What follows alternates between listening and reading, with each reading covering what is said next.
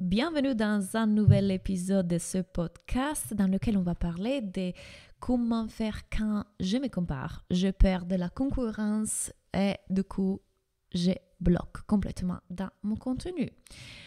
Donc c'est une des choses, encore une fois, que mes clientes dans la business school avec laquelle mes clients de la Minesco souvent se trouvent en difficulté.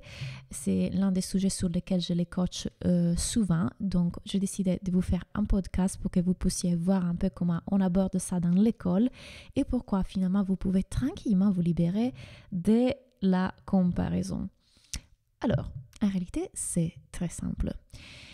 Pour pouvoir comprendre comment vous libérer de la comparaison, vous devez d'abord comprendre comment fonctionne le cerveau humain. Et vous savez très bien que dans la business school, quand vous rentrez, vous avez tout un tas de vidéos sur le fonctionnement de notre cerveau. Et ces vidéos sont extrêmement importantes parce que si vous ne comprenez pas comment est-ce que notre cerveau fonctionne, vous ferez avoir tout le temps par votre cerveau. Il vous bloquera, il vous auto-sabotera, il vous empêchera d'avoir tout simplement les résultats que vous voulez avoir. Donc, savoir comment le cerveau humain fonctionne, c'est la règle numéro 1 pour pouvoir réussir dans son business et en général dans sa vie. Donc, parlons de pourquoi est-ce qu'on se compare. Tout simplement, c'est un mécanisme de notre cerveau. Vous savez très bien que notre cerveau est là pour nous protéger. C'est un système de protection qui est là depuis 200 000 ans et était quelque chose de très utile quand on vivait encore dans des cavernes et dans la forêt et que du coup on devait échapper des animaux, on devait faire attention à des possibles dangers, des vrais dangers. Mais aujourd'hui, dans la société dans laquelle on est aujourd'hui, ce mécanisme n'a pas forcément évolué, c'est-à-dire que c'est encore le même mécanisme dans notre cerveau, mais la société a évolué par contre. Donc, qu'est-ce qui se passe? Que notre cerveau continue à nous envoyer des signaux des dangers, pour nous garder dans une zone de confort, des zones de protection, alors qu'en réalité, il n'y a pas un vrai danger. Un des choses que notre cerveau fait est notamment la comparaison. Donc, quelle autre chose le cerveau fait? Le cerveau croit au passé, donc il sera toujours dans une énergie de manque parce qu'il est toujours concentré à essayer d'avoir plus pour s'assurer la survie. Donc, si j'ai plus, je n'aurai pas des manques, donc je serai plus probablement hors d'un risque de mourir. Parce que fondamentalement, vous le savez, c'est toujours la peur de mourir. Le cerveau se compare. Le cerveau, encore une fois, qu'est-ce qu'il fait? Il fait plein de choses que je vous explique plus en profondeur dans les vidéos de la Business School. Mais fondamentalement, vous devez comprendre qu'il est toujours dans une situation dans laquelle il nous envoie plein de pensées pour pouvoir nous protéger. L'une de ces pensées, c'est la comparaison.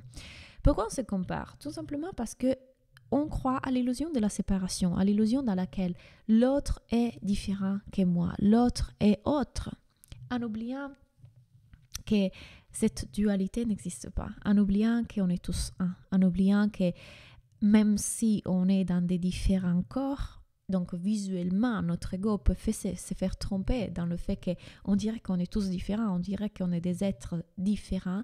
En réalité, on est parti de la même conscience universelle dans des corps différents en train de faire la même expérience.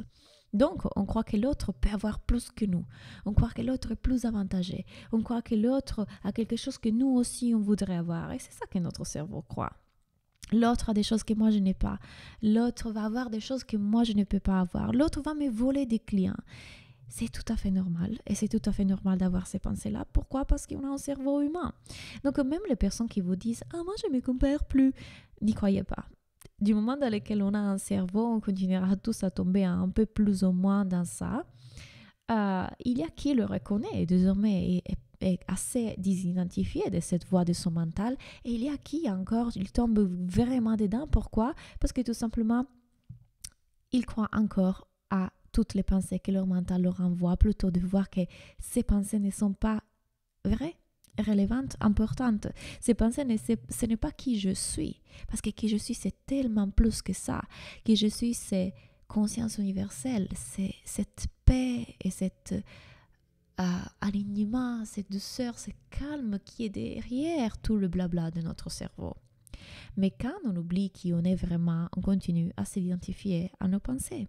Donc on continue à croire vrai ces pensées de comparaison, ces pensées de jalousie, ces pensées de peur, de frustration, d'insécurité, alors qu'elles ne sont que des pensées.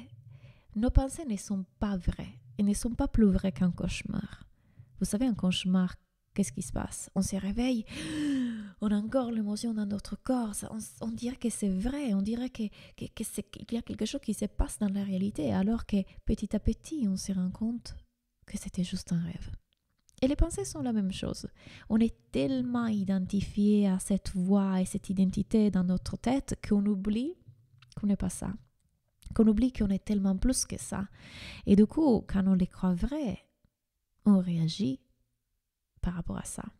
C'est-à-dire qu'on réagit à l'émotion plutôt que voir la pensée, la laisser passer, sentir l'émotion, la laisser passer. Donc être l'observateur de ce phénomène qui est créé par notre cerveau, on y tombe dedans, on les croit vrais, on les suit, on réagit à ça.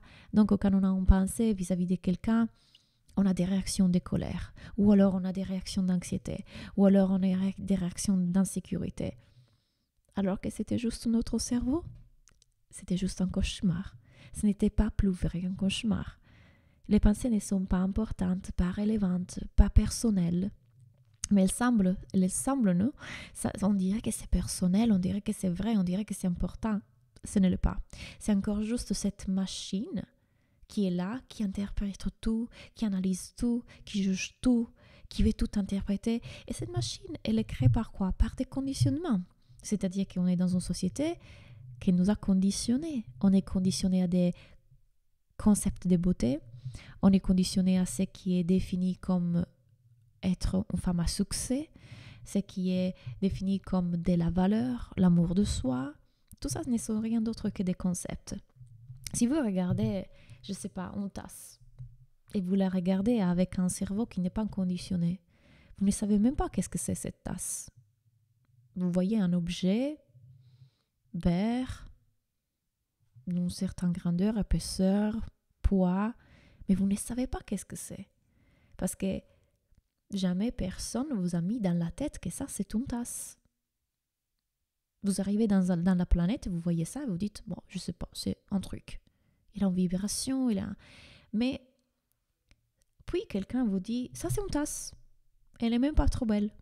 Elle est petite. Elle est en céramique. Et là, vous commencez à analyser le monde à travers ces nouveaux concepts.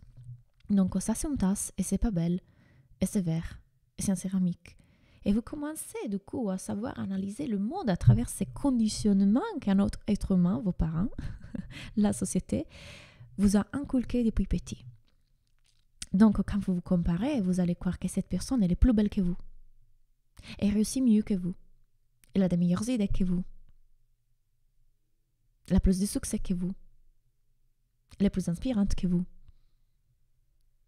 Selon qui? Qui parle? Qui est la voix qui analyse et qui donne toutes ces idées et ces concepts? C'est qui? Eh bien, c'est le cerveau. Un cerveau conditionné. Un cerveau qui croit que ça, c'est beau, et ça, c'est bien, et ça, c'est mal, et ça, c'est moche. Et ça, c'est succès, et ça, c'est pas succès. Et ça, c'est intéressant, et ça, c'est pas intéressant. Et ça, c'est inspirant, et ça, c'est pas inspirant. C'est le cerveau. Le cerveau humain interprète tout. Et vous le croyez tellement vrai. Mais qui a dit qu'une femme qui a une entreprise qui génère des millions est une femme à succès, alors qu'une femme qui cultive des pommes de terre dans un champ, elle n'est pas une femme à succès? Qui l'a dit? Selon la société dans laquelle vous avez grandi, vous créerez ça vrai.